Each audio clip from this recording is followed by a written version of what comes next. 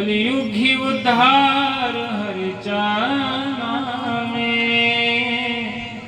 विठ्ठल विठ्ठल मनावे वेळा हा सुख सोहळा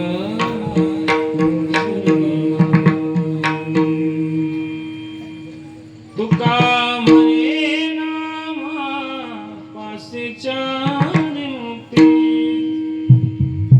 ऐसे बहुता ग्रंथी बोले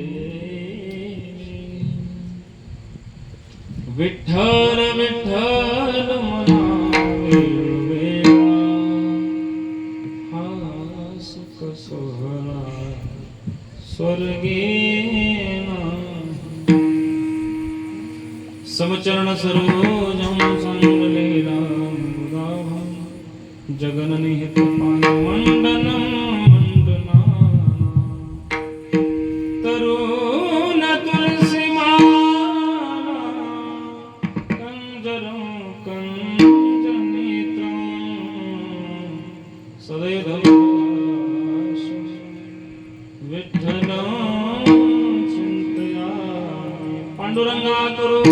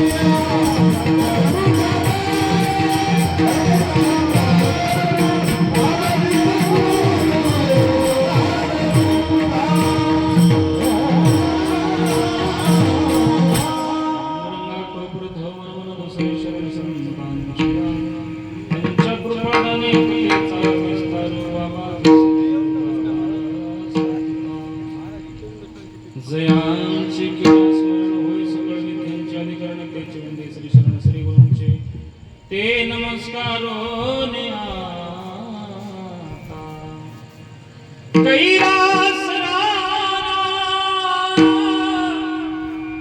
शिवचंद्र मोये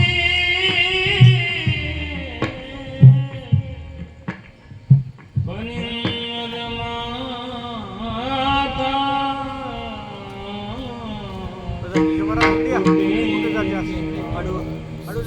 कारण सिंधो भवदुकारे तुझवे शंभो मज कोतारे तुझवे शंभो मज कोतारे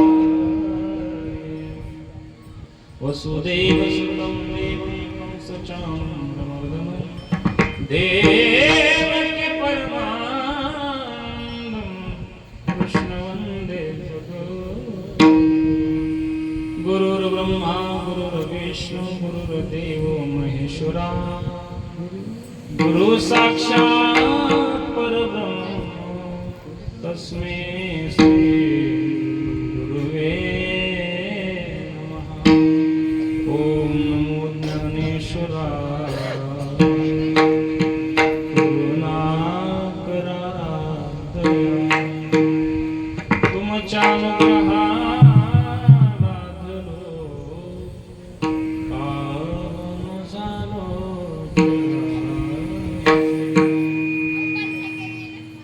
नमो सद्गुरु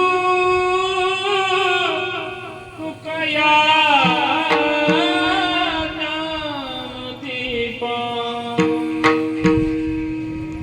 नमो सद्गुरु सच्चिदानंद रूपा नमो सद्गुरु भक्त कल्याण मूर्ति नमो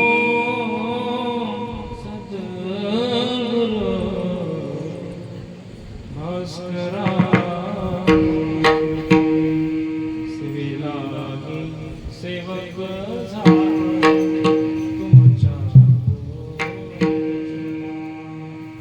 अहो स्वामी कृपया देवा यावरी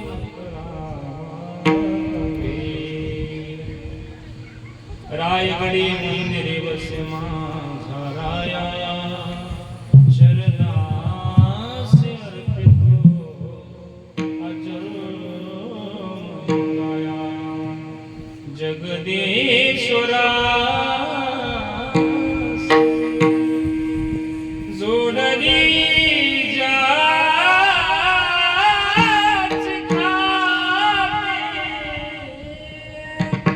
प्रथम देतो तुम्हाला प्रथम देतो तुम्हाला छत्रपती विठ्ठल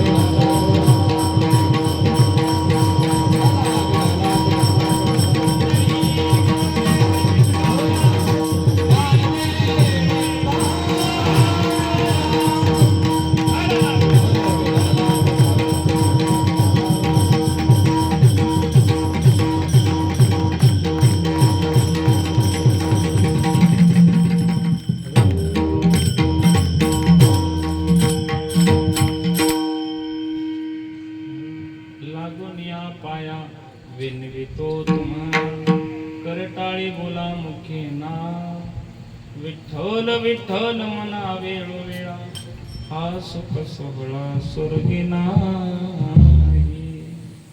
प्रस्तुत कीर्तन रूपे सेवेकरिता निवडलेला अभंग भारत भूमीचे चिंतन सौभाग्य तत्वज्ञानाशी अधिष्ठित सिद्धांत धर्म आदर्शाचे स्थान विश्वाच्या आध्यात्मिक साम्राज्य पंढरीश पांडुरंग परमात्म्याचे लढीवाळ भक्त सकल कंठभूषण वारकरी संप्रदायाचा कळस वारकरी संप्रदायाचा प्रमुख मानदंड असणारे वैराग्य मूर्ती जगद्गुरु तुकोबराया यांच्या हा गात्यात निवडलेला अभंग 5 चरणाचा तुम्हा आम्हाला उपदेश करणारा अत्यंत सुंदर अभंग आहे. विठ्ठल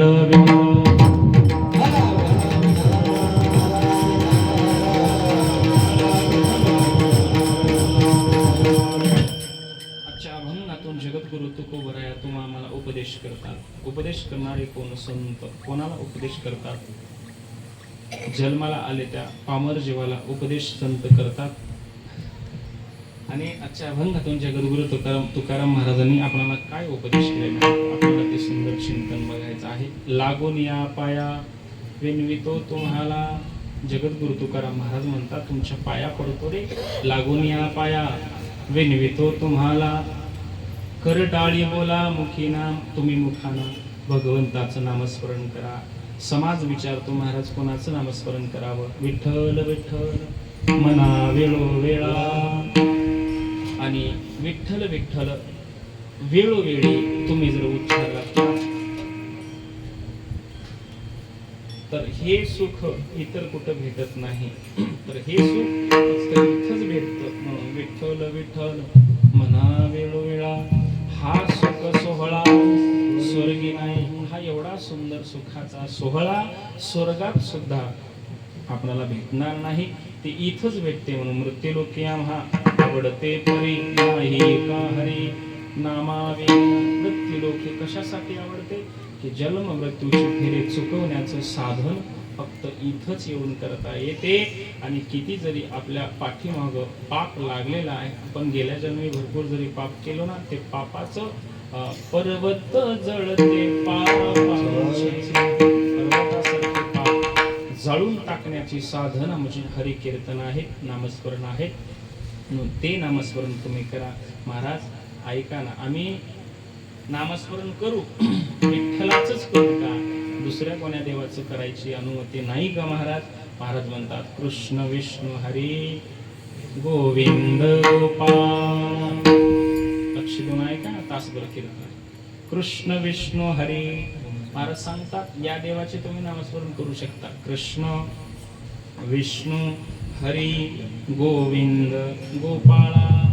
हे एवढे जे नाव घेतलेत ना महाराज, ते एकाच देवाचे, एकाच देवाचे. कोणाचे? विठ्ठलाचे. महाराज म्हणतात विठ्ठलाचं नाम जर तुम्हाला आवडत नसेल तर या देवाचे हे नाम तुम्ही घेऊ शकता. कृष्ण विष्णू हरी गोविंद गोपाळा. या देवाचं जरी नाव घेतलं तरी विठ्ठलाचंच नामस्मरण घेतले ते पुण्य तुमच्या पदरात पडते. महाराज ऐका ना, आम्ही देवाचं या तुम्ही घेतल्याप्रमाणे नाव घेऊ, पण हे नामस्मरण घेण्यासाठी काही अटी आहेत का, काही बंधन आहेत का? महाराज म्हणतात याच्यात काही बंधन नाही. सकळांसी येते आहे अधिकार, कलियुग घेवतार हरीच्या नामे. इथे नामस्मरण करण्यासाठी कुठलेही बंधन नाहीत. म्हणून सकळांसी येते आहे का, सगळ्यांना इथं अधिकार आहे. म्हणून या कलियुगामध्ये जर उद्धार करून घ्यायचा असेल ना, तर हरीचं नामस्मरण आपल्याला पुरेपूर घ्यावं लागतं. कलियुग घेवता हरीच्या नामे विठ्ठल विठ्ठल मना वेळोवेळा. महाराज म्हणतात याच्यावर जर तुमचा विश्वास नसेल ना, तर ऐका म्हणे, जर तुम्हाला मुक्ती हवी असेल, मुक्ती हवी असेल ना, तर मुक्ती सुद्धा मिळवण्याची ताकद केवळ नामस्मरणामध्येच आहे. म्हणून तुका म्हणे नामा पाचशे चारी मुक्ती. नामस्मरण केल्याने 4 मुक्ती सुद्धा आपल्याला मिळून जातात. म्हणून महाराज म्हणतात तुका म्हणे नामा पाचशे चारी मुक्ती ऐसे बहुता ग्रंथी बोली. महाराज म्हणतात असे 4 वेद 6 शास्त्र 18 पुराण एकच सांगतात आपल्या उद्धाराचं साधन म्हणजे हरी कीर्तन आहे. म्हणून कलियुगी उद्धार हरीच्या नामे विठ्ठल विठ्ठल म्हणा वेळोवेळा. हा सुख सोहळा स्वर्गे नाही. या अभंगाचा सरळ सरळ भावार्थ आहे. चला आपलं कीर्तन विठ्ठल विठ्ठल.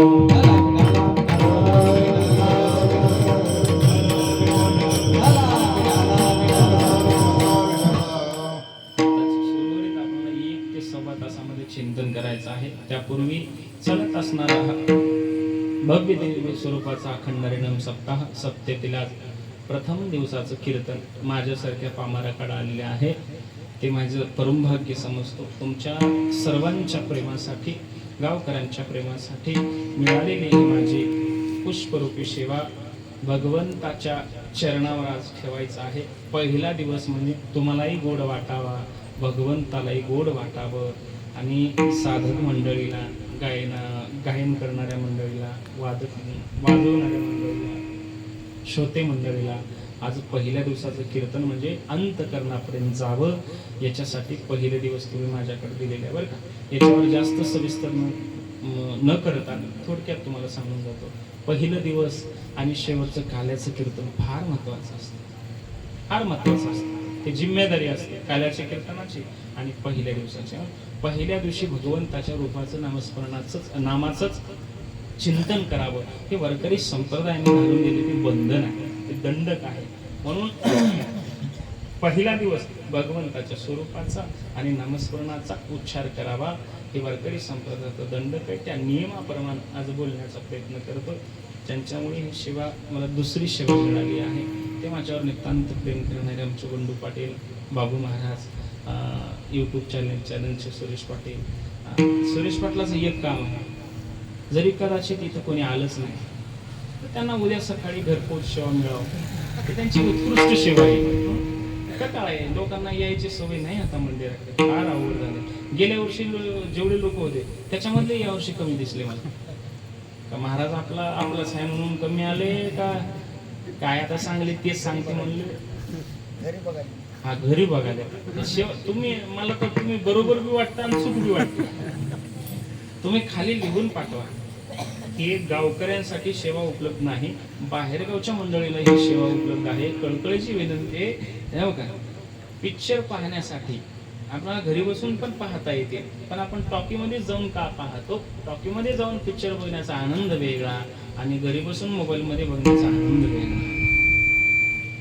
बघा, आपल्या समोर लाईव्ह सगळं कार्यक्रम पाहणं वेगळं आणि घरी बसून कार्यक्रम पाहणं वेगळं. ऐका ना, इथं तुम्ही कीर्तन श्रवण केलो ना, 200 लोक आहेत, 200 लोकांनी म्हणलेले एक नामस्मरण, एक विठ्ठलाचं नामस्मरण, म्हणजे 200 लोकांनी प्रत्येकाच्या मुखातून एक विठ्ठलाचं नाम घेतले. ते 200 लोकांना घेतले, ते 200 विठ्ठलाचं नामाचं पुण्य एकाच्या पदरात पडते.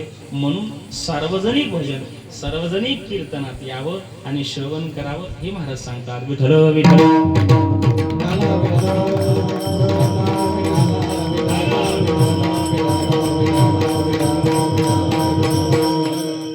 उपस्थित असणारे मृदंगाचार्य चंद्रकांत पाटील, परत पंढरी पाटील पांगरीकर, लक्ष्मण दादा,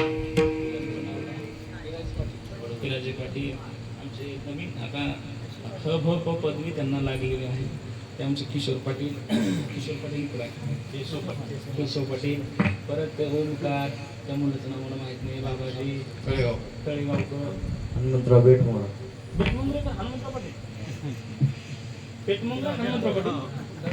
मला वाटलं चेहराच बदलला काय, आमदार आहे छान असणारे चोपदार बाबा इकडे बस. तुम्ही माझ्यासाठी झाले आज, तिथलं कीर्तन सोडून आल्या, काय तुमचं माझं प्रेम आहे बाबा. असं आमचे बाबू महाराज सर्व तुम्ही महेशाच्या मूर्ती. श्रोते मंडळीला माझा साष्टांग दंडवत आणि शैला सुरुवात. विठ्ठल विठ्ठल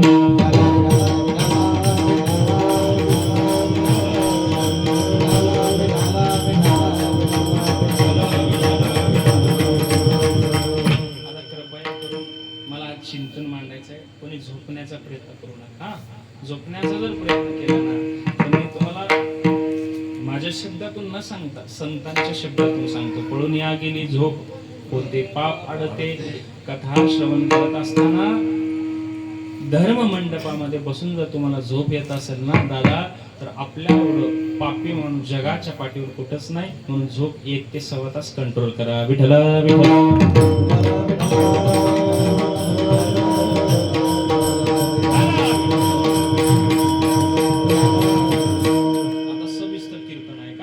जगद्गुरु तुकाराम महाराज आपल्या आजच्या अभंगातून म्हणतायत की लागून या पाया विनवितो तुम्हाला. का वेळ आली महाराजांना ही पाया पडण्याची?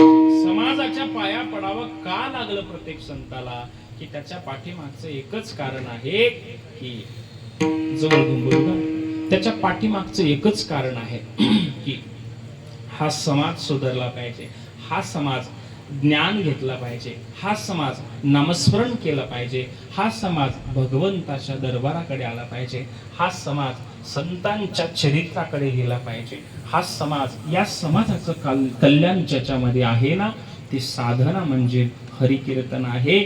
ती साधना भगवंतानी साधू संतांना सांगितली आणि ती साधू संतांनी आपल्या पुढे ठेवण्याचा प्रयत्न केलाय. म्हणून साधू संतांनी एवढी भूमिका मोठी आहे संतांची. तुम्हा आम्हाला नामस्मरण करायला लावणारे संत आहेत. म्हणून जगात जन्माला आली त्या प्रत्येक जीवाला संत उपदेश करतात. का उपदेश करतात? का गरज पडली महाराजाला उपदेश करायची? की संतांचं एकच काम आहे जगाच्या कल्याणात, संतांच्या विभूती, देह कष्टविती, परोपकार करण्यासाठी संत जन्माला येत असतात. आपण मागच्या जन्मीचे कर्म केलेले त्याचे फळ घेण्यासाठी, त्याचं भोग भोगण्यासाठी आपणाला जन्माला यावं लागते. संताला आपलं उद्धार करण्यासाठी यावं लागते आणि धर्म रक्षावया अवतार घेसी आपुल्या पाळीशी भक्तांचं रक्षण करण्यासाठी आणि दुर्जनाचा संहार करण्यासाठी देव येत असतो. हे तिघांची लीला आहे. माणसाची लीला वेगळी, भगवंताची लीला वेगळी, साधू संतांची लीला वेगळी. संत जन्माला येतात ते आपणाला मार्ग दाखवण्यासाठी येतात. संत मार्ग दाखवत असताना संतांचं उपदेश विठ्ठल विठ्ठल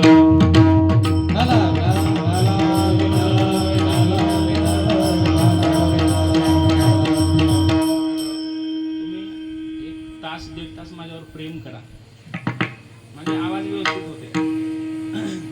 काय मला कोणाचा राग येत नाही, महत्वाची गोष्ट. आणि कीर्तनात तर कोणाचा राग येऊ नये. सगळ्यावर प्रेमच करावं आणि तुम्ही माझ्यावर प्रेमच करावं. सगळ्या रूपानं माझ्यावर नावं न ठेवता माझ्या 2-4 शब्दाकडे जर तुम्ही लक्ष देऊन त्याच्यावर प्रेम केला तर तुमचंही कल्याण होते, माझंही कल्याण होते. ऐका, मी कोण आहे याच्याकडनं पाहता मी बोलतोय काय याच्याकडे जर पाहिलात ना तर तुमचं कल्याण होते. बघा, वक्ता कोण आहे याला महत्व नाही, पण तो वक्तव्य काय करतो याला फार महत्व आहे. आम्ही किती लहान आहे किती मोठे याला किंमत नाही दादा, आमच्या बोलण्याला फार किंमत आहे. कारण आम्ही काय सांगतो, भगवंताचं नामस्मरण, साधू संतांचं चरित्र, त्याच्या पुढं काही सांगत नाही महाराज. त्याच्या पुढं जर आम्ही जाऊन बोललो ना तुमचं थोडंसं मनोरंजन होते. मनोरंजनात तुमचं कल्याण नाही, तुमचं कल्याण याच्यातच आहे, ते म्हणजे हरिकीर्तन. विठ्ठल विठ्ठल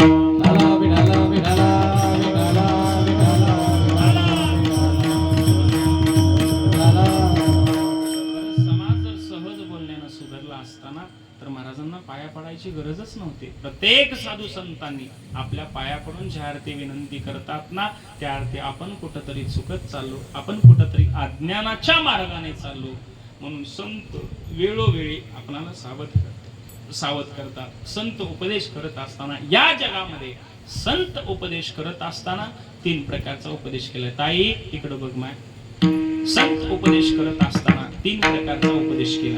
कसा उपदेश केलाय, का उपदेश केलाय, साधू संतांना 3 प्रकारचा उपदेश का समाजापुढे करावा लागला, ते त्यांचं काय हेतू असेल तुम्हाला स्पष्ट सांगून जातो. जगद्गुरु तुकाराम महाराज आपल्याला उपदेश करत असताना अगोदर सहज बोलणे हित उपदेश,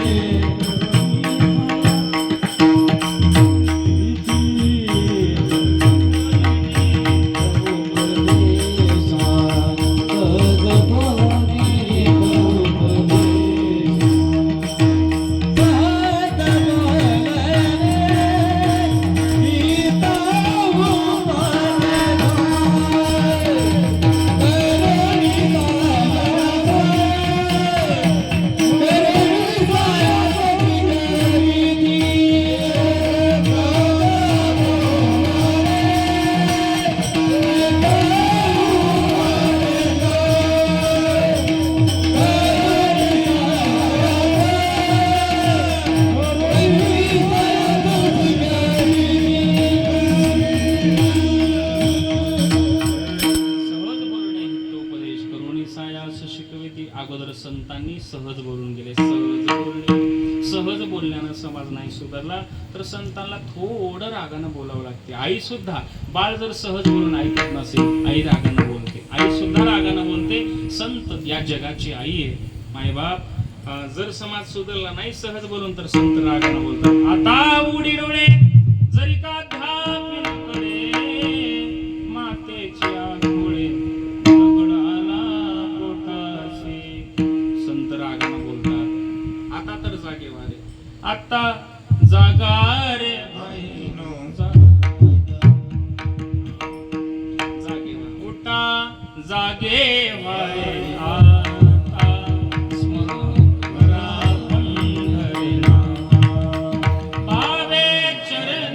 देवा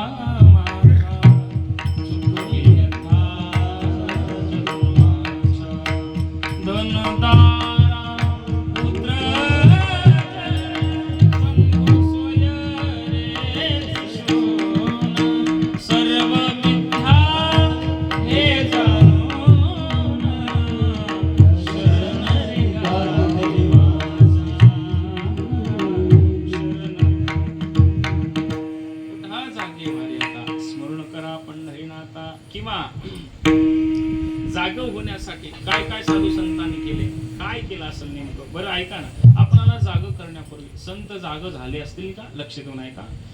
आपणाला जाग करण्यापूर्वी अगोदर संत जागे झाले. एवढे सगळे जर तुम्ही झोपले, उठाव कोण? तुम्ही सगळे जर झोपले ना, तुम्हालाही झोपावं लागेल. याचा अर्थ तुम्ही झोपले म्हणून तुम्हाला मी उठवून गेलो, याचा अर्थ हे नाही की समाजाला जाग करत असताना अगोदर संत जाग झाले. समाजाला सावध करण्याकरिता संत अगोदर सावध झाले. सावध झालो, सावध झालो, हरीच्या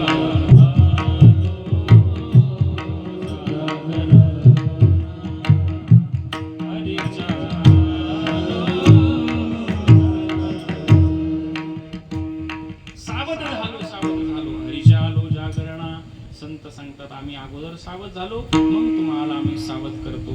ऐका, पहिला उपदेश सहज बोलणे, हितोपदेश करुणे सायास शिकविते. सायास या शब्दाचा अर्थ सांगून जातो. ऐका, सायास म्हणजे प्रयत्न.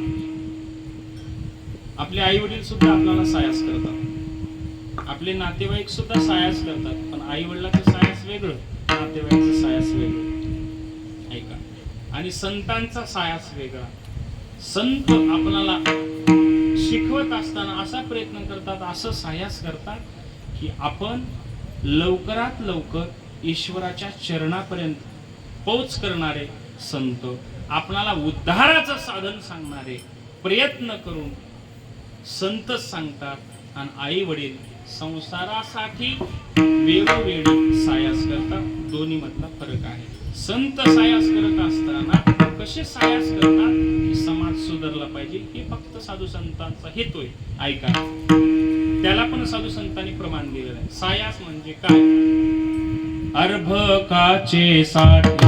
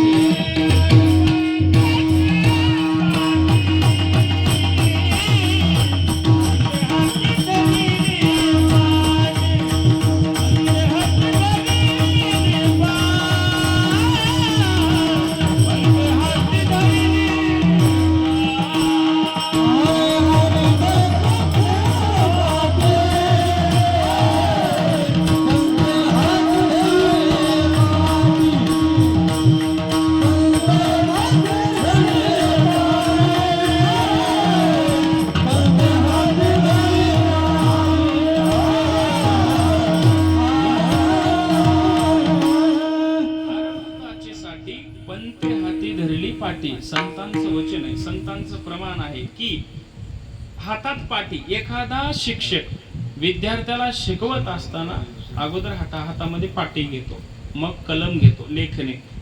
विद्यार्थ्याला शिकवत असताना त्याला फळ्यावर अगोदर झिरो काढून दाखवतो.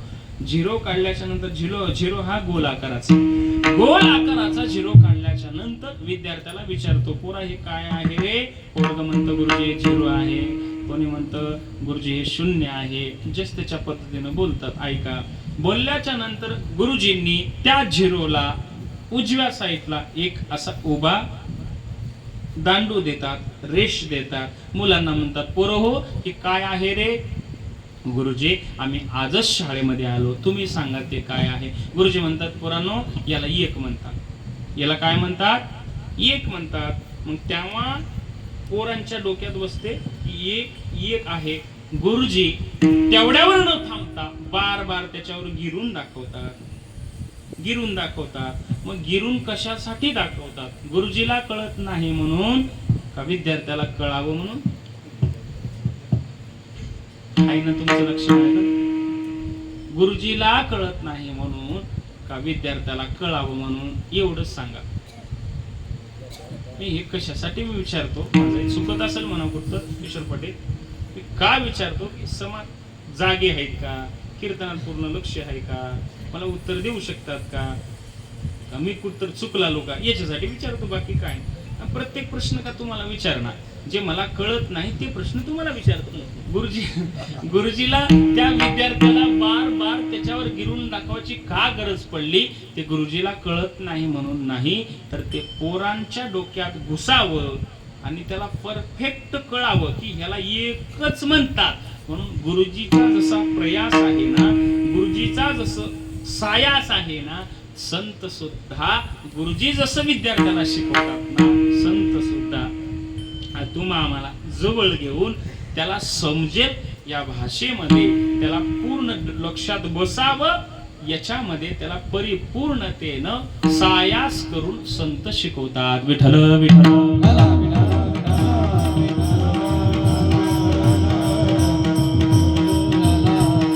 सायास करून सुद्धा समाज ऐकत नसेल, सुधरत नसेल, ज्ञानाच्या मार्गाने येत नसेल, सत्याकडे येत नसेल, कीर्तनाला येत नसेल, पट्टी देत नसेल, तर संत रागानं बोलतात.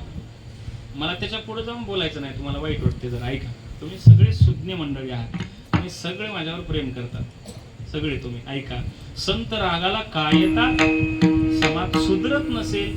तुकाराम महाराजांचा एक शब्द आहे, एक प्रमाण आहे, तुका म्हणे मेलो सांगता सांगता. महाराज म्हणतात, अरे माझं आयुष्य गेलंय तुम्हाला सांगण्यामध्ये. एखादा बापाला राग आला, कारण तुझ्यासाठी लई केलो रे, लई मेलो रे आतापर्यंत कष्ट करून, हे जसा बाप बोलतो ना, तसं संत म्हणतात, तुका म्हणे मेलो सांगता सांगता. अरे तुम्हाला सांगून सांगून मेलो मी, तरी सुद्धा तुम्ही सुधारले नाही. आणि कधीपर्यंत सुधराल तुम्ही?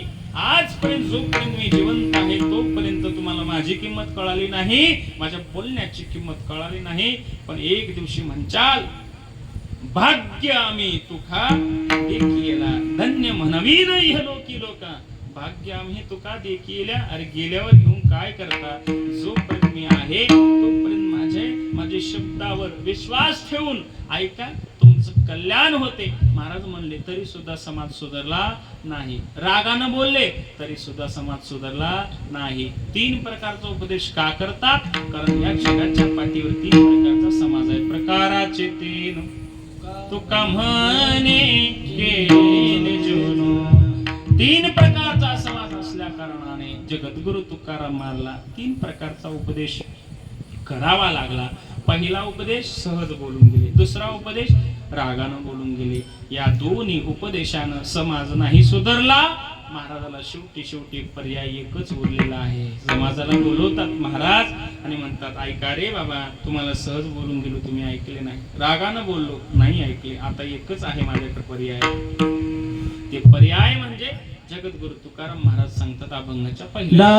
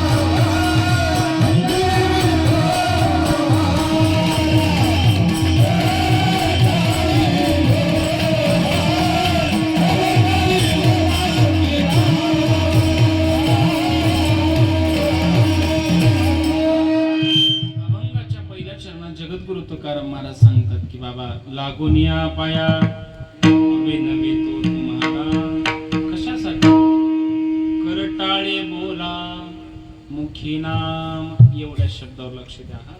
संत पाया का पडतात की रात्रंदिवस तुम्ही भजन करा नामस्मरण करा. का करावं कशासाठी करावं नामस्मरणाला का एवढं महत्व देतात संत की या जगतामध्ये या कलियुगामध्ये नामस्मरणावर श्रेष्ठ दुसरं साधन नाही महाराज. ऐका त्रतायुगामध्ये माणसाचा प्राण हा हाडामध्ये होता. हाडामध्ये प्राण होता म्हणून हाडामध्ये प्राण होता म्हणून 70 वर्ष तपस्या करायचे. शेकडो वर्ष साधू ऋषी महाऋषी तपस्या करायचे म्हणून ते प्राण हाडामध्ये होतं. बिना अन्नाचं बिना पाण्याचं बिना श्वासाचं योगासन मध्ये बसून भगवंताचं ध्यान करायचे. अनुष्ठान मोठे मोठे करायचे. त्याच्यानंतर त्रेतायुगामध्ये माणसाचं प्राण आलंय मांसामध्ये. त्याच्यामध्ये त्रेतायुगामध्ये माणसाचं आयुष्य 1,00,000 वर्ष होतं. त्रेतायुगामध्ये 1 शून्य कमी झाला. 10,000 वर्ष माणसाला आयुष्य आलं आणि प्राण आलाय मांसामध्ये. त्याच्यानंतर अजून 1 शून्य गायब झाला. द्वापार युगामध्ये 1 शून्य गायब झाला. माणसाला आयुष्य आलं 1,000 वर्ष आणि माणसाचा प्राण आलाय रक्तामध्ये. त्यानंतर अजून 1 शून्य कमी झाला. माणसाचा प्राण आलाय अन्न सेवन केलो तर आपण जगतो. अन्न खाल्लो नाही जगत नाही महाराज. ऐका प्राण आलाय कुठं अन्नामध्ये आणि माणसाचं आयुष्य 100 वर्ष. शतगणिले ते अर्धरात्र 100 वर्ष आयुष्य आलंय.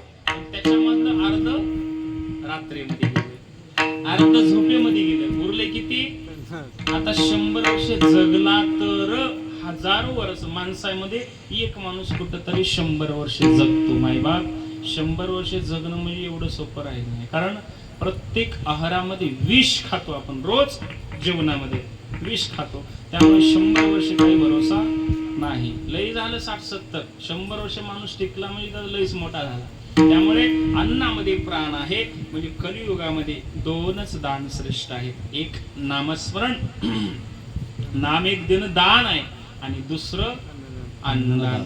म्हणून अन्नदान चांगलं चालू आहे तुमच्यामध्ये. पंक्ती वगैरे आहेत ना. पंक्ती चालू आहे. अन्नदान आहे. ऐका एक ज्ञानदान आहे दुसरं अन्नदान. आणि कलियुगामध्ये साधन एकच आहे.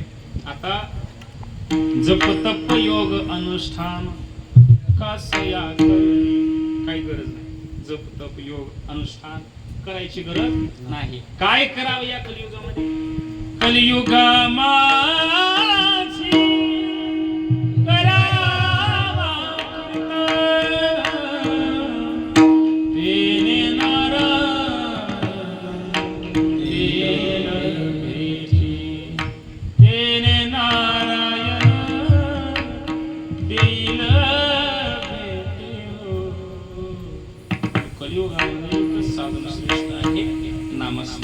नामस्मरणाला का महत्व दिलं. नामस्मरण का करावं या कलियुगामध्ये. नामस्मरणा एवढं श्रेष्ठ जगाच्या पाठीवर काहीच नाही. म्हणून संतांची विनवणी विठ्ठल विठ्ठल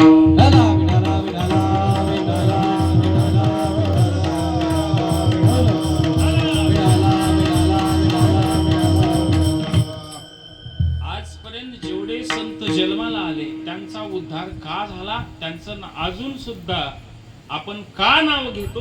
त्यांनी 2च कामं केलीत मायबाप. एक भगवंताचं नामस्मरण आणि एक दुसरी जगाची सेवा. याच्या पलीकडे साधू संतांनी दुसरं काही केलंच नाही. स्वतः नामस्मरण केले आणि तुम्हा आम्हाला करायला सांगितले. संत नामस्मरण करायला सांगितले.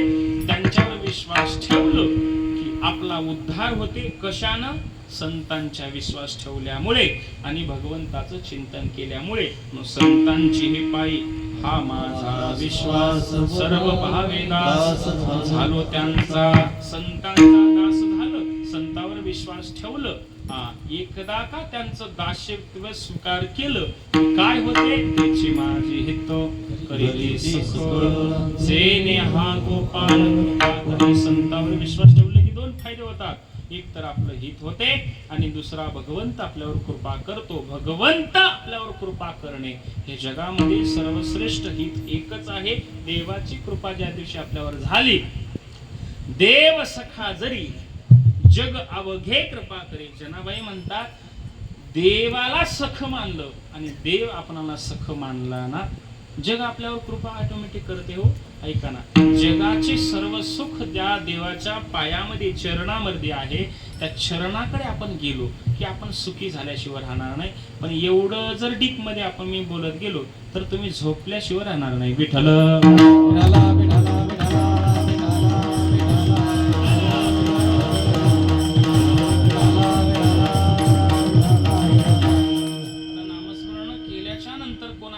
कल्याण झाले, कोणाकोणाचा उद्धार झाले, किती पापी लोक पुण्यवान झाले. दोनच तुम्हाला दृष्टांत देतो आणि शेवेला विराम की सुरुवात करतो, हो की नाही. ऐका सर, लक्ष देऊन. किती पापी माणसाचा उद्धार झाला. रस्त्यात एक चोर थांबून होता, आलं त्याची नरडी छाटायचं. सगळ्यांना नाव माहित आहे तुम्हाला. काय मागचे सांगा बरं जरा जोल्या. आलं त्याचे नडे दाबायचा, शिर उडून टाकायचा आणि एक खडा रान्ना टाकायचा. एक रान्नातला खडा म्हणले की तुम्हाला आठवते आता काय नाव. एकच पट्ट्या होता ते. मुंडके कापायचा, धन कापून घ्यायचा आणि एक खडा रान्नात घालायचा. त्याचं एकच काम होत. किती मारले मग? 7 रांजण भरले. बा ते रांजण केवढे होते हे कोणी बघितलं नाही, पण 7 रांजण भरले. केवढे का रांजण? रांजणच होय ना शेवटी. आता खडे म्हणजे खडेच राहतात, दगड म्हणजे दगडच राहतात. खडे म्हणजे एवढे एवढे असतील. आता त्याची गणना करा इथे किती पाप केला असेल. पठ्ठ्या रस्त्यात आलं त्याला कापायचा, धन काढून घ्यायचं. काही मया नाही, दया नाही, क्षमा नाही, काहीच नाही. महाराज किती माणसं कापले. आले गेले त्याला कापत होता, आले गेले त्याला कापत होता. पण मायबाप ऐका ना, भगवंताचं नामस्मरण केलं, एवढं कापले ते सगळं पोटात घालून घेतला. माझा बाप त्याच्या स्वतःच्या डोक्यावर घेतला. एवढा माझा बाप दयाळू आहे. ऐका, भगवंत किती एखाद्या भक्ताला डोक्यावर घेतो याच्यामधून आपल्याला स्पष्टीकरण देता येते. आलं गेल त्याला कापायचा, आलं गेल त्याला कापायचा. पण सगळे कापून घेणारे नसतात मायबाप, कापणारेही काही भेटतात. किती जरी एखादा गावातला गुरु असेल ना, तर त्याचा गुरु देवानं ठेवलेलंच. म्हणून आयुष्यामध्ये घमंड कधीच येऊ देऊ नका, अहंकार कधीच येऊ देऊ नका. मायबाप, हे शरीर जरी भले या शरीरामध्ये ताकद आहे, बल आहे, तर याचा उपयोग जर धर्मासाठी केलो, चांगल्या विचारासाठी केलो, आपण कष्टासाठी जर केलो ना, तर या शरीराचा उपयोग आहे. पण आलं गेल त्याला जर मारतो म्हणल्या ना, तर भगवंत एका दिवशी बरोबर जिरवतो. कारण देवाचं म्हणणं आहे, संतांचं म्हणणं आहे, भक्ता राखे पायापाशी दुर्जनाशी संहारे. देवाचं काम आहे. रावणासारख्या जे जिरले मायबाप, आपण कुठल्या झाडचे पाले? काहीच नाही. आपलं कुठल्याच यादीमध्ये बसू शकत नाही आपण. एक विचार करा, गावामधला एकदा श्रीमंत माणूस आहे, गावामधलाच, पण त्याच्यापेक्षा श्रीमंती तालुक्या लेवलला असते, त्याच्यापेक्षा श्रीमंती जिल्हा लेवलला आहे, त्याच्यापेक्षा श्रीमंती राष्ट्राच्या लेवल आहे, त्याच्यापेक्षा श्रीमंती देश लेवलला आहे. थोडा विचार करा. आपलं शेतच आपण बार बार नकाशामध्ये टाकून बघतो, माझं शेत एवढं आहे, माझं शेत एवढं आहे. गावचं शेत एकत्र करा, किती मोठं आहे. त्याच्यापेक्षा तालुक्याची शेती एकत्र करा, किती मोठे. राष्ट्राची, देशाची आणि पूर्ण जगाचा एकादशी भूगोल पहा, जग किती मोठे मायबा. आपल्या प्रॉपर्टी जर आपण घमंड केलो ना, आपल्या ताकदीचा आपण घमंड केलो तर काहीच राहत नाही. प्रॉपर्टी राहणार आहे. देह हे काळाचे, धन कुबेराचे, येथे मनुष्याचे काय आहे? काहीच नाही महाराज. साले हे शरीर कोणाचे असते, कोण बोलविते. हे फक्त कीर्तनाच ऐकायला भेटते मायबाप. बाहेर कोणी बोलत नाही, कोणीच बोलत नाही. आपल्याला चांगली साधना शिकवणारा एकमेव म्हणजे जागा म्हणजे ती कीर्तनाची जागा आहे, धर्म मंडप आहे. इथं ज्ञानच भेटते आणि इथं जगण्याची कलाच भेटून जाते. इथं काय एकदा जगण्याची कला आपण ऐकली बघितली की जगापुढे नतमस्तक व्हायची गरज नाही. एखादा संतांचं चरित्र या माथ्यामध्ये साठवलं की संतांनी संत आपल्यावर दृष्टी ठेवून आपले हित करतात आणि भगवंताची कृपा होते. ऐका, एवढे मारले पण शेवटी एक आलं हो. आणि ते शेवटी एक येणारा पठ्ठ्या साधा नव्हता, ते देवाला सुद्धा भूल घालणारा पठ्ठ्या. देवाचंच नामस्मरण करत होता पण देवाला सुद्धा येड्यात काढणारा या जगामध्ये एक माणूस होता, एक साधू होता. त्याचं नाव नारद मुनी. कळवी लावायचं आणि माणसं नीट बी करायचं. एखाद्याची पायली भरली की त्याची पायली थोडं बहुत चार बहुत दाणे कमी असले चार की त्याची पायली भरवण्यासाठी बरोबर जायचं. ते निघाले नाराज, नारायण नारायण नारायण नारायण नारायण नारायण नारायण नारायण नारायण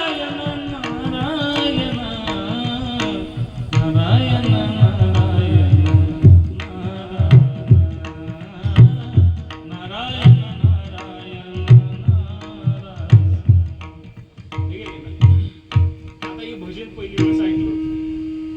भजन ऐकलं. आणि ऐका, तुमचं सगळ्यांचं लक्ष माझ्याकडे आहे. पण ज्यांना कीर्तन आजपर्यंत ऐकलाच नाही त्याला गोड लागल लागल का? तुम्हीच सांगा. लागणार नाही. त्याला बार बार कीर्तनावर यावं लागते, बसावं लागते. कीर्तन संपल्यावर 500 रुपये देऊन महाराजाला पाया पडावं लागते. सगळे हसले बा आपण दुपट. ऐका, त्याला सवय लावून घ्यावं लागते. माई बाप सवय लागली शिव काही नाही. एक पॉझिटिव्ह एक निगेटिव्ह, एक चांगली एक वाईट सवय. दोन्ही जी चांगली सवय ती चांगली सवय लागली, वाईट सवय माणसाला स्पर्श करत नाही. म्हणून चांगली ही सवय लावून घेत जा. पहिलं कीर्तन आहे, सुरुवात आहे. बाकी अजून 7 कीर्तन आहेत. आज सवय लावून घेतली की 7ही दिवस अजून गोड गोड गोड गोड चिंतन ऐकायला मिळणार आहे. ऐका, भजन करत करत गेले पण धरलं की हो काय येण्यासारखं भजन करत निघालास. काय काय भेटणार आहे भजन करून? धरलं, तुला कापायचं आहे. नारद मुनी म्हणतात, ऐक रे बाबा, कापशील मला काप, काही हरकत नाही. आतापर्यंत कुठं ऐकलास तू कोणाच? सगळ्याला कापून टाकलास ना, मलाही काप. पण एकच माझं गोष्ट ऐक, ऐक, सांग म्हण काय म्हणणं आहे तुझं? नारद मुनी म्हणतात, एक काम कर, आजपर्यंत तू 7 रान भरलास, एवढ्या माणसाला कापलास तू, एवढं जे तुझ्या पदरात पाप पडले त्याचं वाली कोण? आणि म्हणलं कशाचं पाप कशाचं पुण्य? बऱ्याच जणांना पाप पुण्य कळणार हो.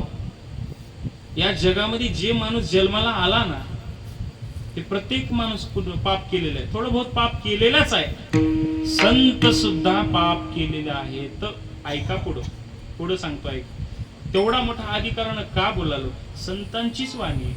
जगद्गुरु तुकाराम महाराज म्हणतात, देवा आम्ही जगत असताना आमच्या हातून किती पाप झाला, किती पुण्य झाला हे आम्हाला कळत नाही रे. कशात पुण्य कशात पाप आहे आम्हाला कळलं नाही देवा. म्हणून धर्माची तो मूर्ती, पाप पुण्य तुझ्या हाती. म्हणून तुझ्याच हातात पाप पुण्य आहे. आम्ही कशाला पाप म्हणावं कशाला पुण्य म्हणावं देवा कळत नाही रे. तुझं नामस्मरण करणं, जगाला रस्ता दाखवणं हे आमचं काम आहे. पण या जगत असताना आम्ही याच्यातून पाप जरी झाला ना देवा, तर तू धर्माची मूर्ती मज सोडवे दाता, धर्मापासून दुसरा. देवाला का तू धर्माची मूर्ती सांगितलं आहे का? कशासाठी सांगितलंय? की समजा सहज चलत असताना कदाचित किती जरी पुण्य करण्याचा प्रयत्न केलो ना तर आपल्या हातून कधीतरी पाप घडत जाते. त्याला उदाहरण म्हणजे एखादा समजा 5व्या मजलीवर माणूस उभं राहिला आणि खाली भिकारी दान मागण्यासाठी आला. दान, पाटील साहेब काका काय तर गरीब सकाळपासून जेवला नाही, उन्हा दानाचे दिवस आहे असं जर म्हणला ना तर वरचा माणूस काय करायला गेला, एक 5 रुपयाची बंदी खिशातून काढला आणि त्या भिकाऱ्याला खाली टाकला. कितव्या मजलीहून? 5व्या. 5व्या मजलीवरून पाटील खाली 5 रुपये सोडल्याच्या नंतर ऐका, ते भिकाऱ्याला नीट दिसत नव्हतं. त्यानं वरी बघलं, असं बघत जाऊन असं झिराय जाऊन नेमकं त्याचा 5 रुपयाचा बंदा त्याच्या हातात न पडता त्याच्या डोळ्यात गेला, डोळा फुटून गेला. आता मला सांगा, वरून 5 रुपये टाकणाऱ्यानं पाप करावं म्हणून टाकलंय का पुण्य करावं म्हणून? पुण्य करावं म्हणून टाकलंय, पण झालंय काय? पाप झालंय. मग त्या पापाचा वाली कोण? तुकाराम महाराज म्हणतात, देवा ते माझ्या हातात नाही रे, माझ्या हातात नाही. ऐका, समजा एखादा दुसरा भिकारी काहीतरी मागण्यासाठी आलाय, एखादा फळ विकणारा व्यक्ती फळ विकू लागला आणि भिकारा एक किळ दे असं म्हणू लागला. ऐका, भिकाऱ्याला अत्यंत भूक लागली आणि बंडीवरल्या गड्याने भिकाऱ्याचा राग आला. रोज होतो हे भिकारी माझ्याच बंडीवर येऊ लागला. त्याला राग आला की एक केळ घेतलं आणि झोऱ्यात फेकून मारलं. कशासाठी? त्रास द्यावा म्हणून. पण मारणं हे पाप होय, मारणं हे पाप होय. पण असं झालं की भिकारी होतं बॅट बॉल खेळणार, त्याला बॉल झेलून सवय होती. आता बॉल पेक्षा तर केळ काय मऊ राहतेच ना. त्यानं काय केलं, किती जरी स्पीड फेकला ना, ते केळ झेललं आणि चांगलं सोलून खाल्लं. त्या बंडीवाल्यानं करायला गेले काय? पाप. झालंय काय? पुण्य. म्हणून कोण वाली याचा? देवच आहे. संताला कळलं, आपणाला कळालं नाही. आपण करतो, पुण्य करायला जातो, पण नेमकं आपल्या हातून पाप घडत जाते. आपण पाप करायला जातो, पण कदाचित आपल्या हातून ते पुण्य होत जाते. बऱ्याच माणसाला अजून संताला कळलं नाही कशात बऱ्याच गोष्टीमध्ये पुण्य आहे का पाप आहे. आपणाला तर कुठली गोष्ट मानणार, आपण कुठल्या झाडचे पाले. म्हणून धर्माची मूर्ती पाप पुण्य तुझ्या हाती, माझ्या हातात नाही देवा, ते तुझ्या हातात आहे. मला किती दिवस ठेवायचं, माझ्या पोटाला काय खाऊ घालायचं, हे सगळं तुझ्या हातात आहे. म्हणून देवा ऐक, किती दिवस पाप करायचं, किती दिवस पुण्य करायचं, सगळं त्याच्या हातात आहे. म्हणून माणसाची पायली भरत आली, माणसाचं काय तर उद्धारही व्हायचं असलं ना, कोणीतरी संत आपणाला येऊन भेटते. ऐका, संत भेटला, ऐक रे, पापाचा वाली कोण आहे सांग. तू एकदा पाप केलास, आजपर्यंत एवढी माणसं मारलास, कोणासाठी नाही, कोणासाठी मारलास एवढंच सांग. त्यानं म्हणला, हे आजपर्यंत कोणी मला प्रश्न विचारलंच नाही. आलं त्यानं, पाया पडतो बापू सोड, पाया पडतो बापू सोड, एवढंच म्हणल्यात. मला लागल तेवढं धन तुला देता, पण आम्हाला सोड म्हणलं तरी त्यांचं धन काढून घेऊन मी सगळ्याला उडून टाकलो. पण हे प्रश्न आजपर्यंत मला कोणी केलंच नाही, या पापाचा वाली कोण आहे? तुझ्या प्रश्नाचं उत्तर ऐक म्हणे देतो. मी जे एवढं धन कमावलं, एवढे जे जीव घेतलो ना आजपर्यंत, ते या पापाचे वाली माझ्या घरचे आहेत. नारद मुनी सांगतात, तुझ्या घरचे जर कदाचित हे पाप वाटून घेत असतील ना, तर अगोदर जाऊन विचारून ये, मी इथंच तोपर्यंत थांबतो. त्यानं म्हणलं, तुझ्यावर काय विश्वास आहे? अरे विश्वास नसेल तर काय कर, मला इथं बांधू घाल. खरोखरच त्यानं बांधलं नारद मुनीला आणि घराकडे गेला. घराकडे गेल्याच्या नंतर पहिला प्रश्न पत्नीला विचारला. आता बरेच माणसं त्यांना विचारल्याशिवाय काडी हलत. बरेच जण त्यांना विचारल्याशिवाय कीर्तनाला सुद्धा येत नाही. बघता की माझ्याकडे बघा होय, अर्धा घंटा एवढ्या लांबून आलो. यांना विचारल्याशिवाय काही चालत नाही. बऱ्याच जण माझं सुद्धा चालत नाही. मी येताना विचारून आलो, जाऊ का कीर्तनाला? जावा. मग काय करत्या घरी बसून? आता आम्हाला सवय लागली रोज फिरून. जिथं 11 म्हणजे जिथं सगळे बँका बंद होतात, जिथं सगळे एटीएम बंद होतात, तिथं आमचं एटीएम चालू होत. ते आमचं एटीएम बी साधं नाही, न लॉक टाकता, न दिसता, पॉकेटामध्ये नारळाखाली झाकून येत. काय भाग्य महाराजांचं. इमानदारीनं सांगावं नारदाच्या गादीवर येऊन की आमचं जेवढं भाग्य आहे जगाच्या पाठीवर कोणाचंच नाही, कोणाच्याच नाही. आणि आम्हाला जेवढं पुण्याचं पैसा येते म्हणजे आशीर्वादाचा, जगाच्या पाठीवर कोणालाच पैसा येत नाही. कलेक्टर राहू द्या, तहसीलदार राहू द्या, शिव राहू द्या, जेज राहू द्या, पंतप्रधान राहू द्या, कोणीही जरी असला ना, त्याला पैसे देत असताना तळतळ हळाळ करूनच पैसे देतात. एमडी डॉक्टर असू दे, त्याच्या वरचा डॉक्टर असू दे, दादा त्याला पैसे देत असताना साहेब तुमचं कल्याण होऊ द्या, 5,000 अधिक घ्या म्हणून कोणी देणार? देते पाटील? देते नाही. डॉक्टरानं जेवढं बिल केले त्याच्यापेक्षा 4-2 हजार अधिक दिले, असा एकतर माणूस भेटला पेशंट? आता माझ्या सगळे पेशंटच हवा. आपण कधी त्या डॉक्टरला 500 रुपये अधिक दिले आपण? कोणी देत नाही. का देत नाही? आणि देत असताना सुद्धा कळकळी मध्ये, साहेब लय गरीब हो, रोज रानात काम करतो हो, मायच्यानु साहेब 1000 रुपये कमी द्या. 1000 रुपये कमी जरी डॉक्टर घेतला ना, तर ते सुद्धा तळतळ करून देतात. अजून सुद्धा डॉक्टराची जेवढं बदनामी करतो तेवढं आपण कोणाची करत. लय लुटलाले भाडे, डॉक्टर भाडे म्हणतो आपण स्वतः. ते लुटलाले पण मायबाप आपलं जीव वाचवतात होते, त्यांचंही थोडं कौतुक करत जा. ऐका, मग डॉक्टरला पैसे देत असताना तळतळीचा पैसा आहे की नाही, थोडं तर कळकळ करतच देतो. शिजरला पैसा 40,000 मागला की आपण 35च देतो. 35 जरी दिलो तर ते तुझं कल्याण होऊ दे म्हणून देत नाही. ऐका, आणि कोर्ट कचेरीला एखाद्या वकिलाला पैसे देत असताना इमानदारनं आपण आशीर्वाद देऊन देता की बापू तुझे लेकरं बाळ सुखात राहू द्यात म्हणून देतो आपण?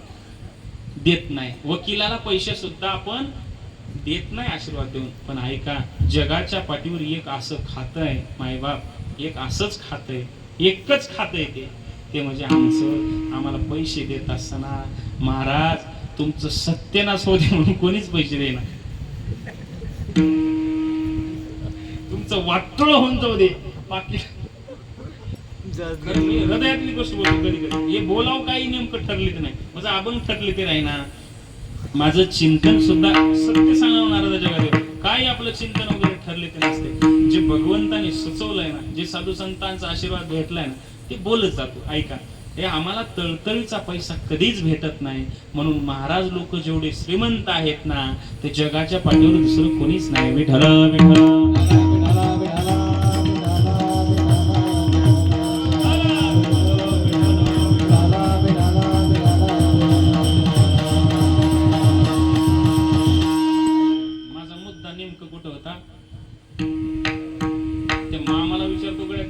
सारखा माणूस मला ते आतापर्यंत मामा म्हणले होते, मलाच कस का बोलला गेला महाराज? मामा सारखा प्रेमळ तुम्हाला कुठंच सापडणार. एवढा दिल खोल के जगणारा माणूसच नाही महाराज. मामा खरं सांगा, बायको पुढे आपलं काही चलते का?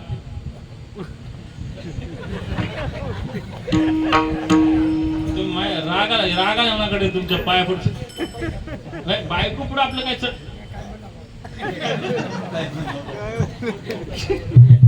काय म्हणणं बाबू? ऐका, कोणाचं काही चालत, महादेवाचं चाललं नाही. महादेवाचं चाललं नाही माय बाप. महादेवाच्या छतडावर पाय देणारे महाकाली तुम्ही बघितलं असं दिली ना, ते आदिशक्तीचं स्वरूप आहे. माता माऊलीला मी नाव ठेवलं आलो, त्याच्यातली तत्व सांगलालो. काही गोष्टी त्यांना विचारून करावं लागते, हे त्यांचा मोठेपण आहे. संसार हे 2 चाकावर चालू आहे. एक चाक जर निघाला ना, गाडी फसते मायबा. म्हणून संसारामध्ये त्यांची भूमिका तेवढीच आहे, आपली भूमिका तेवढीच आहे. काही गोष्टी त्यांच्या ऐकावं लागतात आणि काही गोष्टी तुम्हाला ह्यांच्या ऐकावं लागतात, तरच संसार गोड होते. माहेरला जात असताना पती परमेश्वराला विचारून जावं. परमेश्वराला, हे आपल्यासाठी परमेश्वरच आहे. पदरात पडले खोड, हसून करावं गोड. आता दुसरं काय करता, नेमकं काय? आता नशिबाचं काहीतरी भोग आहे आपल्या. हे खोड पदरात पडले, त्याला घेऊन चालायचं आहे. दुसरं काय? आणि तुमच्या नशिबात घेऊन चालावं लागते, तर कोणाला सांगावं? भोगतो ना गडे करावे ते म्हणी. देवावरी भार समयासी देव ठेविले बस. दुसरं काय आपल्या हातात नाही. म्हणून देवानं जिथं ठेवलाय तिथंच आपण परमार्थ करण्याचा प्रयत्न करावा. ऐका पहिला प्रश्न बायकोला म्हणे, आई ग ऐक ना, एवढं वर्ष जीवन जगलो मी, पुन्हा तानामध्ये एकाच रस्त्यावर उभं राहिलो. कोणासाठी? आमच्यासाठी. मला कोणासाठी एवढे जीव घेतलो मी? आमच्यासाठी. काय काय आणून दिलं आजपर्यंत तुम्हाला? खायला पियाला किती आणून दिलं. ऐका ना, तुम्ही पापाचं द्या सोडून. बाप जेवढा कष्ट करतो तेवढी आई करत नाही. करत नाही. मी या विषयाला का स्पर्श करालो? बापाची भूमिका एवढी श्रेष्ठ आहे. बाप राग करताना आपल्याला दिसतो, पण बापाचा आशीर्वाद आपल्याला कधी दिसत. प्रेम करणारी आई, डोक्यावरून हात फिरवणारी प्रेम करणारी आईच आपल्याला दिसते. पण पाठ थापटून माझा मुलगा माझ्यापेक्षा मोठा बनावा, बापाचा आशीर्वाद आपण कधीच कळत नाही. बाप आशीर्वाद पुढे देत नाही, पण बाप जीवनभर आपण सुखी व्हावं याच्यासाठी बापाचं अंतःकरण सतत रडत राहते, प्रयत्न करत राहते, कष्ट करत राहते. ते काम बापाचं आहे.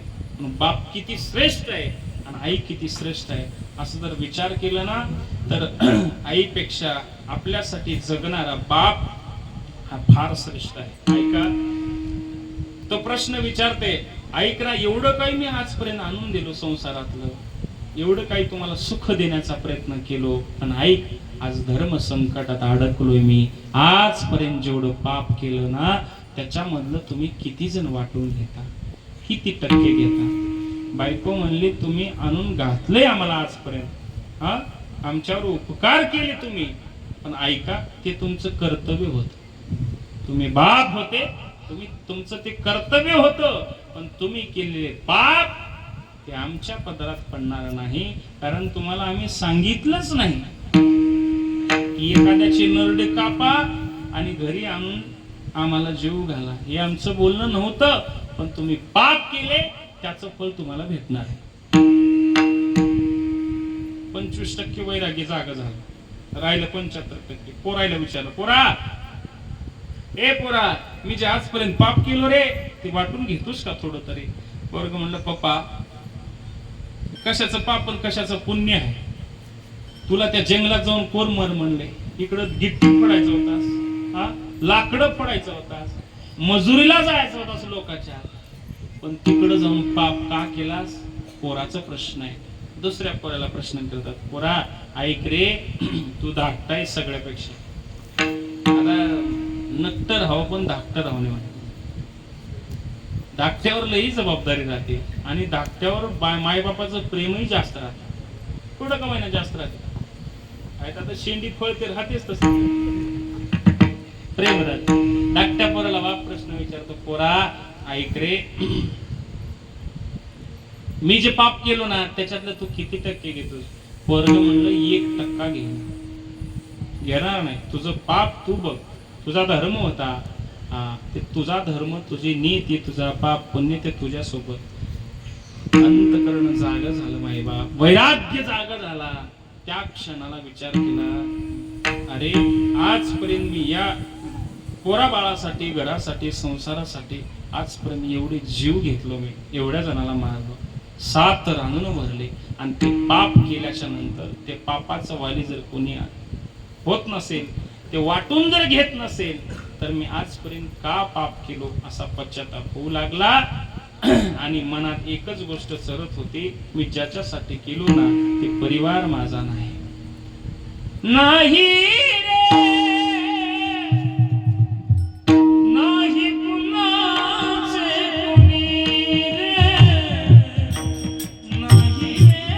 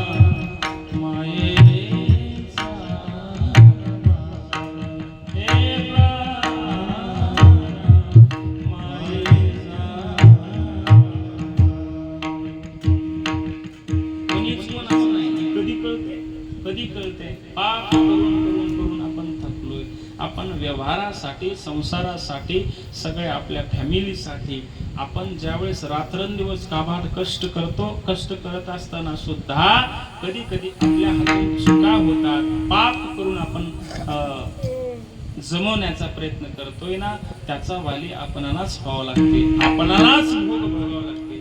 म्हणून हे कळतं कधी? उशीरला. लवकर जर कळलं ना तर आपलं कल्याण होते, उशीरला कळलं की आपल्याला अवघड होते. हे संतांनी सांगतात.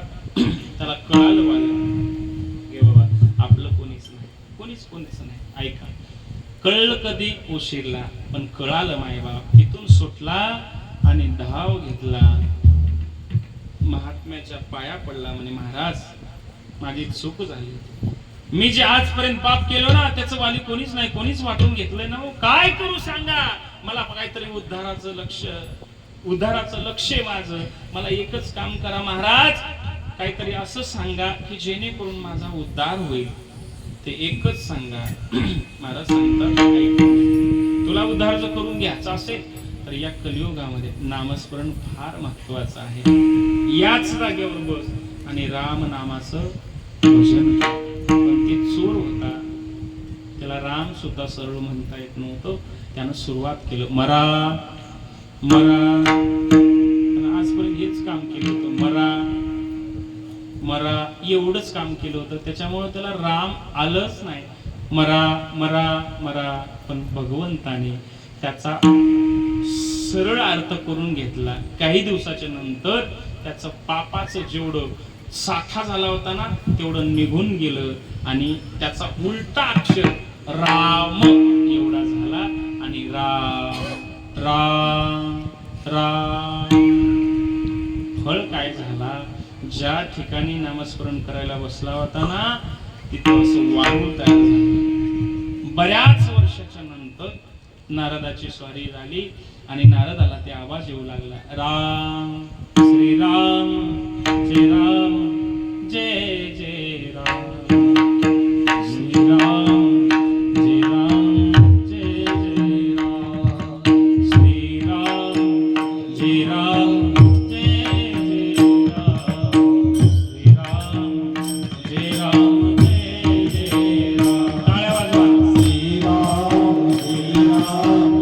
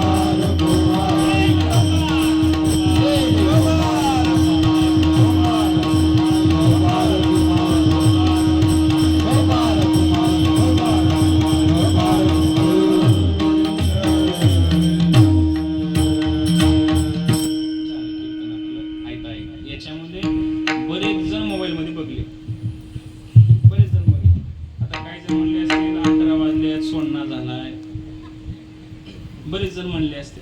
त्यामुळे तुम्हाला ताण देणं हे माझं कर्तव्य नाही. होय. रातभर सांगल्यावर बी का तुम्ही तुकाराम महाराज सकाळ होणार नाही. किती जरी आम्ही सांगलो, आतापर्यंत किती महाराजाचं कीर्तन झालं असेल? किती सप्ताह पाटील? 32वा सप्ताह आहे. 32 8 88 88 8 24 240 दोन कीर्तन 240 म्हणजे 8 16 256 कीर्तन झाले आजपर्यंत. किती कीर्तन झाले?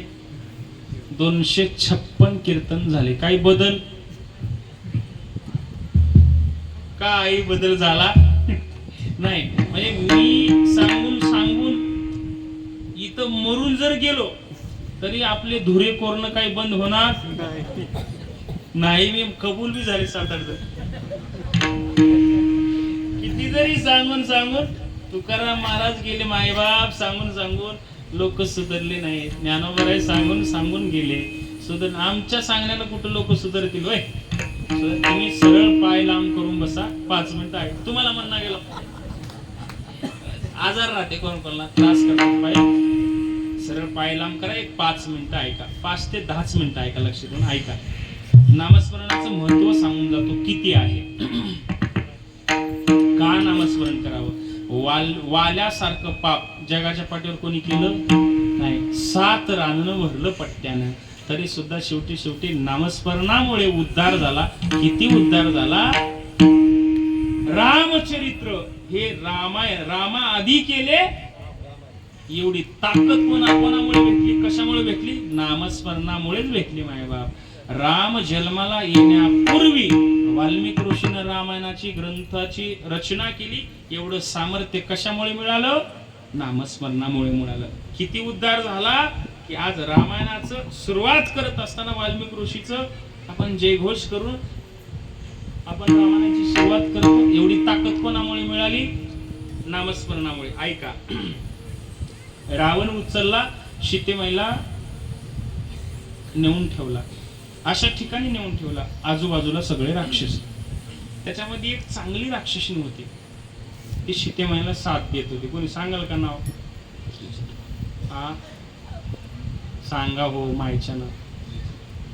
मनात आलं ते सांगा. चुकलं तरी मी सांगतो, मी चुकलं तर तुम्ही सांगता.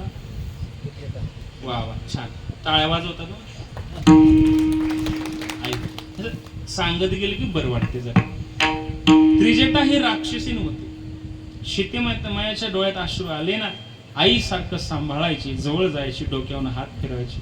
राक्षस सुद्धा पुण्यवान होते हो या जगातामध्ये. राक्षस सुद्धा, आपण माणसं असून सुद्धा राक्षसासारखं वागू लागलो. सांगा काय फरक असेल त्यांच्या आमच्या मधला? काही नाही. आपल्याला माणूस म्हणून जगता आलं तरी भरपूर झालं. त्रिजटा जवळ घ्यायची. सीते रडू नको ना, रडू नको. सीता सारखं रडायची. त्रिजटा म्हणायची कशामुळे रडते सीते तू? तर सीता म्हणायची आई, तिला आई म्हणत होती. आई ऐक ना, त्या झाडावरती एक घुंगुरटी आहे, एक आपलं घरटं बनवले. लक्ष देऊन ऐक मायबाप. आपलं घरटं बनवली आणि त्या घरट्यामध्ये एका किड्याला आणून ठेवली. एवढा किडा आहे, त्याला मध्ये आणून ठेवली आणि जाता येता त्याला मारत पण नाही, नुसते टोचे घेते, चावते, निघून जाते, चावते, निघून जाते, परत आले की चावते, जाताना चावते. त्या किड्याला एवढं भीती झाली, त्याची एवढी भीती झाली का बरेच दिवस झाले त्या किड्याला चावता गेल्यामुळे, जाताना चावणं, आलं की चावणं, चाव घेतल्यामुळं त्या किड्याला दहशत निर्माण झाला आणि ते किडा राहिला नाही, ते घुंगुरटी झाले. ते किडा राहिला नाही, काय झाले? ते घुंगुरटी झाली. आता तर त्याचं तात्पर्य काय? सीते तुला का वाटलं असं? त्या किड्याचा आणि तुझा काय संबंध आहे? कसं संबंध नाही आई? त्या किड्याचा माझा संबंध आहे. का सांगू? ते अगोदर किडा होता. त्या घुंगुरटीच्या दहशतामुळे विचार करून करून करून करून मी स्वतः घुंगुरटी झाली आणि मी इथे वाटिकामध्ये बसून भगवंताचं, राम प्रभूचं सतत सतत सतत सतत नाव घेऊन घेऊन घेऊन घेऊन, कदाचित नाव घेऊन घेऊन घेऊन मी जर राम झालो तर आता सीता कसं भेटेल रामाला? म्हणून माझ्या डोळ्यात पाणी, म्हणून मी रडतोय. आई सांग आता काय करू. त्रिजटा एवढी सुंदर होती, एवढी हुशार होती ती. त्रिजटा म्हणतो ती सीते ऐक, जर तू रामाचं नामस्मरण करून स्मरण करून करून करून जर तू सीतेचं राम झालीस तर तुझं तिकडं भगवान श्री राम प्रभू तुझं सतत सतत नाव घेऊन तुझं स्मरण करून करून करून तिकडं रामाची सीता होईल आणि तू इकडं सीतेचं राम होशील. हे परिणाम कशाचा? फक्त नामस्मरणाचा. इकडं सीता राम म्हणायची आणि राम प्रभू तिकडं सीते सीते सीते सीते. प्रत्येक झाडाला भेट द्यायची, गळ्याला गळा मिठी मारायची, झाडाला मिठी मारून म्हणायचं हे सीते हे सीते. कशामुळे? तिकडं सीतेचं नाव घेऊन राम सीता होईल आणि इकडं रामाचं नाव घेऊन सीता राम होईल. काय होईल मग? रामाची सीता होईल आणि सीतेचं राम होईल. काही फरक पडणार नाही. कशामुळे झाले? नामस्मरणामुळे. म्हणून नाम हा फार श्रेष्ठ आहे. दुसरा आहे का, मारुतराया एका दिवशी सीतेमय्याच्या रूम मध्ये गेले आणि सीतेमय्या असं भांगामध्ये कुंकू भरत होते. त्याला काय म्हणतात? सिंदूर. सिंदूर भरत असताना मारुतराया प्रश्न केले, म्हणे सीतेमय्या काय लावून घेतले तुम्ही कपाळामध्ये? काय लावून घेतलं? आणि सिंदूर का भरावं ताई? सिंदूर आपल्या डोक्यामध्ये का भरावं? सिंदूर भरल्यामुळे नवऱ्याचं आयुष्य वाढतं, याच्यासाठी भांगामध्ये सिंदूर भरायचं असतं. सीतेमय्या सिंदूर भरत असताना मारुतराया प्रश्न करतात, माय तुम्ही का सिंदूर भरताय? कशासाठी? सीतेमय्या सांगतात, हे ऐक ना मारुतराया, मी सिंदूर याच्यासाठी लावते की माझ्या प्रभू श्री रामाचं आयुष्य वाढावं, याच्यासाठी मी सिंदूर लावते. सीतेमय्याला न बोलता मारुतराया निघून गेले आणि अंग भरून सिंदूर लावून घेतले आणि उड्या मारू लागले. सगळे जाऊन विचारतात, मारुतराया येडे झाले का? जय हनुमान ज्ञान गुण सागर, जय कपीश तिनो लोग राम दूत तुलित बल धामा, अंजनी पुत्र पवन.